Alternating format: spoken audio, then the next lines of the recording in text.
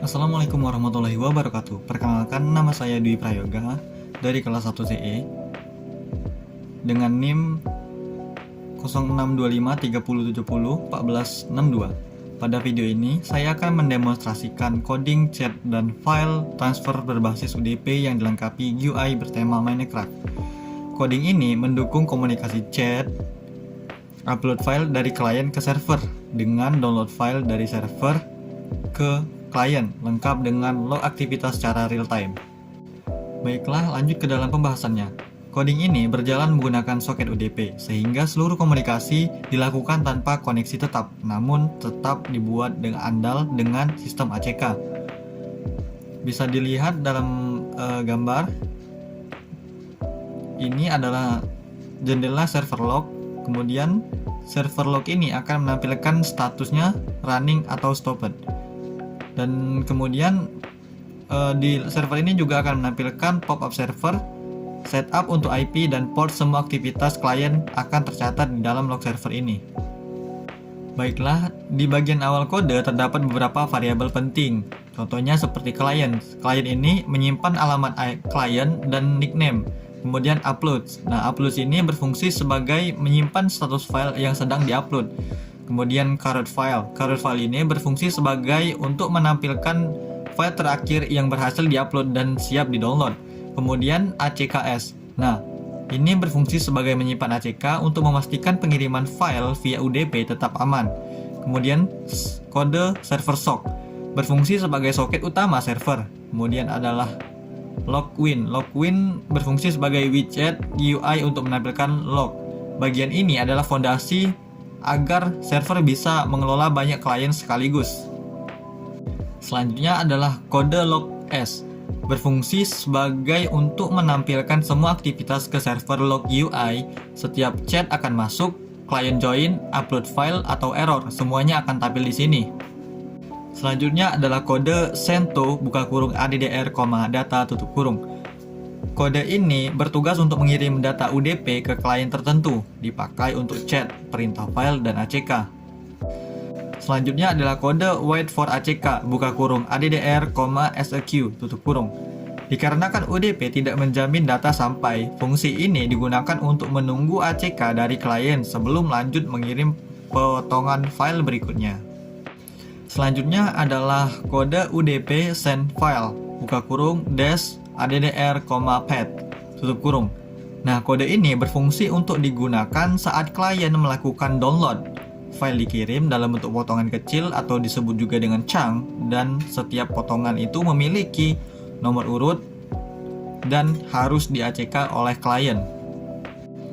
Selanjutnya adalah kode handle paket (data, addr, tutup kurung). Nah, kode ini berkategori komunikasi, chat, upload, dan download. Ini adalah fungsi paling penting karena semua data dari klien diproses di sini. Di dalamnya terdapat beberapa bagian seperti bagian pertama adalah penerimaan nickname. Nah, klien akan mengirim nickname dan server akan menyimpannya. Buktinya bisa teman-teman lihat seperti log join user dari IP atau portnya. Kemudian yang kedua adalah chat biasa. Nah, chat biasa ini jika data bukan perintah khusus, maka dianggap sebagai chat dan di-broadcast ke klien lain. Buktinya bisa teman-teman lihat di layar. Chat akan tampil di server log. Chat juga akan muncul di klien lain. Selanjutnya adalah bagian ketiga, yaitu upload file dari klien ke server. Tahapannya, klien akan mengirim, yaitu _upload nama file. Selanjutnya, server balas upload ready. Klien akan mengirim lagi file start. Kemudian klien akan kirim data seq chunk. Setelah itu server akan simpan folder ke uploads _. Bisa teman-teman lihat di layar, log upload akan muncul, folder uploads berisi file, notifikasi file tersedia. Nah, selanjutnya adalah bagian terakhir, yaitu download file dari server ke klien. Saat klien mengetik _download atau /download, server mengirim file terakhir yang berhasil diupload. Buktinya bisa teman-teman lihat, log server tertulis download from. Proses pengiriman chunk, file diterima klien. Setelah beberapa bagian tadi, masih ada kode penting yang menjadi tumpuan agar komunikasi tetap berjalan, yaitu kode server loop. Fungsi ini atau fungsi dari kode ini adalah membuat server terus mendengarkan paket masuk, dan setiap klien ditangani di thread terpisah agar tidak saling menunggu. Nah, selanjutnya adalah kode start server. Berfungsi untuk menghubungkan GUI dengan sistem soket dan memulai server. Buktinya bisa teman-teman lihat, yaitu input IP port sebelum masuk ke dalam log servernya. Setelah masuk ke dalam log servernya, status berubah menjadi server running. Dari demonstrasi ini dapat disimpulkan bahwa coding berhasil untuk menangani chat multi-client, mengelola upload dan download file, menampilkan log aktivitas lengkap, dan menjaga keandalan UDP dengan sistem ACK. Seluruh aktivitas dapat dibuktikan secara visual melalui GUI dan log server. Itulah penjelasan dari coding server yang saya miliki. Selanjutnya akan masuk ke dalam coding client. Baiklah, selanjutnya pada bagian ini saya akan menjelaskan coding client dari aplikasi chat dan file transfer berbasis UDP. Klien ini memiliki tampilan GUI bertema Minecraft, sama seperti server sebelumnya. Dapat mengirim dan menerima chat, melakukan upload file ke server, serta download file dari server dengan sistem ACK agar pengiriman data tetap andal. Nah, gambaran untuk klien bertugas sebagai antarmuka pengguna. Semua aktivitas penggunaan ditampilkan secara visual melalui GUI dan seluruh komunikasi dilakukan melalui soket UDP. Di video bisa teman-teman lihat from login, status online atau offline, panel chat, tombol upload, download dan redownload, dan log aktivitas klien tersimpan di dalam klien itu sendiri saat melakukan komunikasi antara klien lain. Selanjutnya masuk ke dalam pembahasan kode penting dalam coding klien ini, yaitu kode now. Nah, kode ini menghasilkan timestamp untuk setiap pesan dan log agar aktivitas mudah dilacak secara real time. Selanjutnya adalah kode log message.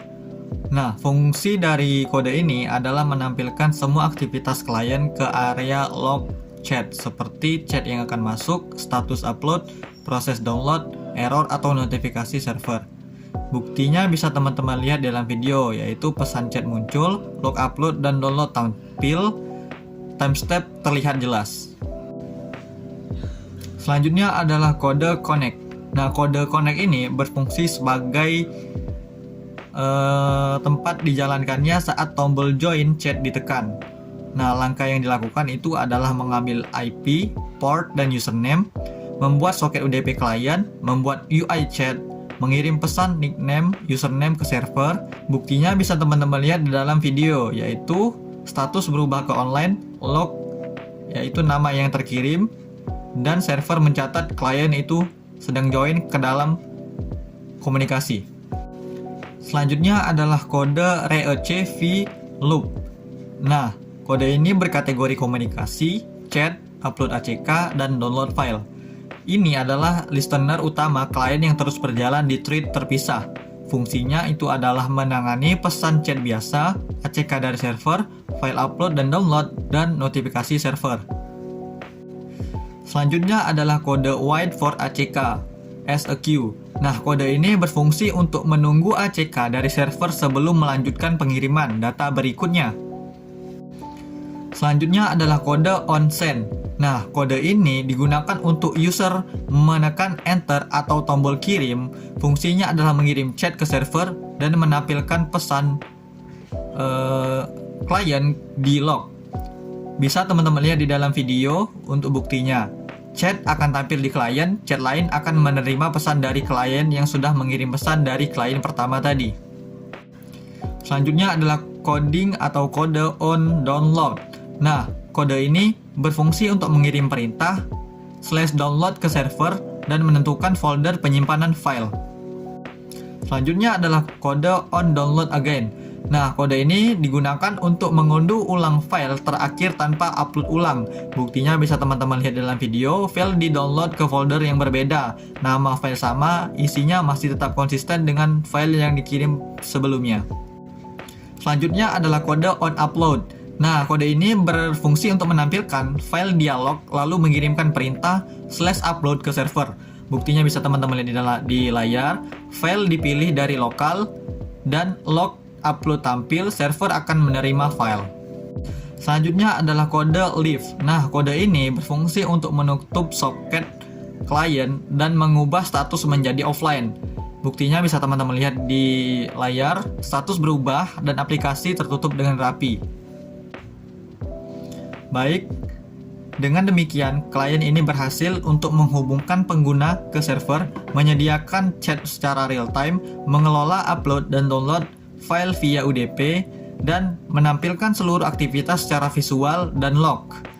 Semua fitur dapat dibuktikan melalui tampilan GUI dan hasil file yang tersimpan di sistem. Baiklah, tahapan terakhir saya akan menunjukkan atau mendemonstrasikan simulasi komunikasi antara dua klien dan satu server. Klien pertama menggunakan laptop, klien kedua menggunakan handphone saya sendiri. Dan untuk letak servernya itu saya running di dalam laptop saya. Baiklah, di sini saya akan memulai simulasi antara komunikasi dua klien dan satu server. Pertama, saya akan masuk ke dalam Wireshark untuk mendeteksi apakah komunikasi itu berjalan atau tidak. Di sini saya menggunakan WiFi dan sinyal WiFi berasal dari handphone saya sendiri. Baiklah, saya akan melakukan run untuk server terlebih dahulu. Masuk ke dalam server. Kemudian start klien yang pertama yang ada di laptop. Kemudian saya akan masukkan juga klien yang ada di handphone saya. Pertama, saya akan mengetahui IP dari wireless yang saya gunakan dengan cara mengetik IP config di CMD. Nah, untuk IP-nya menggunakan IPv4, ini IP yang saya gunakan sekarang. Saya copy dan saya tempelkan ke dalam IP servernya. Untuk nama klien pertama saya akan masukkan Zoomi 1. Dengan saya masuk ke dalam server akan terbaca dalam log server kalau klien satu sudah masuk ke dalam server. Kemudian saya akan memasukkan IP yang sama di handphone saya.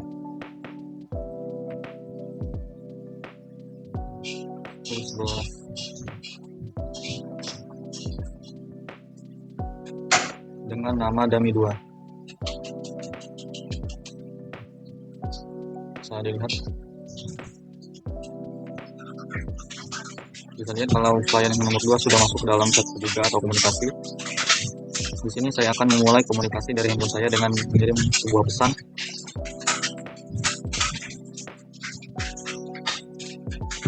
Dengan terkirimnya sebuah pesan dari klien nomor 2, saya akan masukkan atau mengecek apakah pesan tersebut berjalan atau tidak menggunakan Wireshark.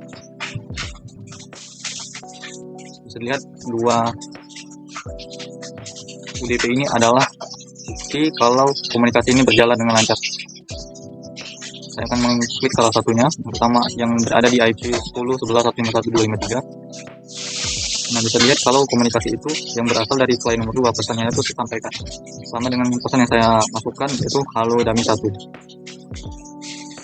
Kemudian untuk percobaan upload file dan download file, saya akan upload file terlebih dahulu dari klien 1 yang ada di laptop saya. Misal saya akan mengupload sebuah gambar ini dari klien 1 yang berada di laptop saya. Kita bisa dilihat kalau upload file tadi bisa berhasil, saya akan melakukan download file tersebut menggunakan klien nomor 1 yang ada di laptop saya. Pertama, saya akan masukkan file tersebut akan masuk ke dalam mana. Saya akan masukkan pilih folder download. Bisa lihat kalau download itu berhasil dan file yang sudah download tadi masuk ke dalam penyimpanan laptop saya yang berada di download. Nah, ini adalah file yang saya kirim tadi. Bisa terbukti kalau file ini benar-benar terkirim menggunakan klien pertama dan satu server tadi.